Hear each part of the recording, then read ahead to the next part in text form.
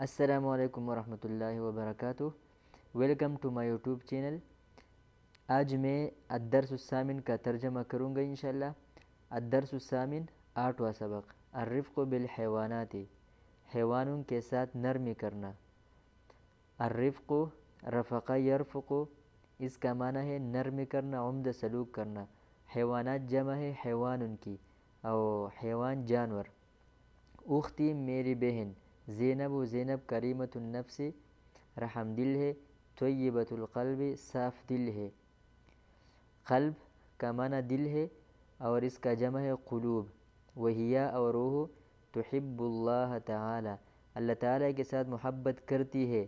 وتخدم، خدم یخدم، ضرب یضرب باب سے ہے، بمعنی وتخدم، وہ خدمت کرتی ہے، اسرتہا، اپنے خاندان کی خدمت کرتی ہے۔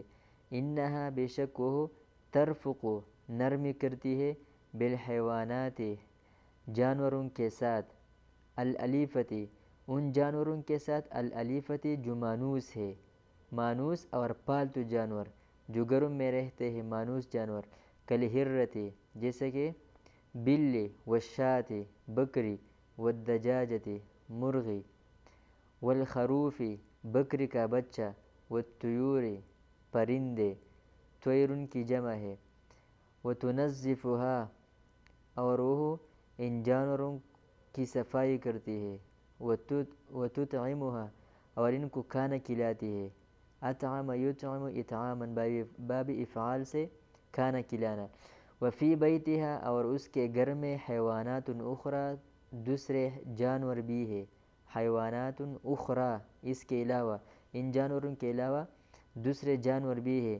کالبقرۃ، جس طرح کہ گائے، والجاموس، بھینس، والکلب، کتا، والثور، بیل، والحمار، گدھا، والفرس، گھوڑا۔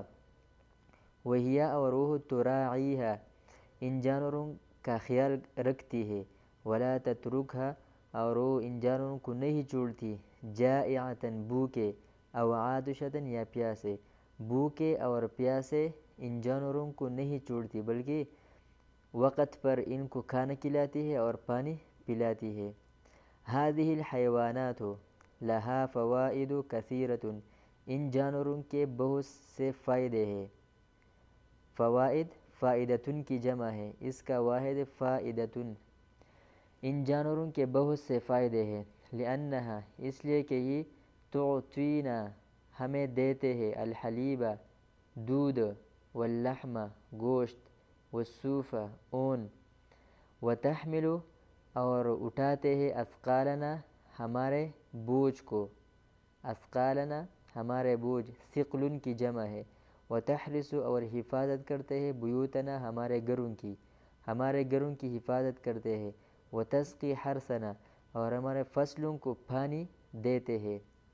الرفق بالحیوان، نرمی کرنا حیوان کے ساتھ، حیوان جانور کے ساتھ عمدہ سلوک کرنا، واجب، واجب ہے، لازم ہے، علی کل انسان، ہر انسان پر۔ وہذا عمل حسن، اور یہ بہت اچھا عمل ہے۔ وہذا، اور یہ عمل ہے، حسن، اچھا، یہ اچھا عمل ہے۔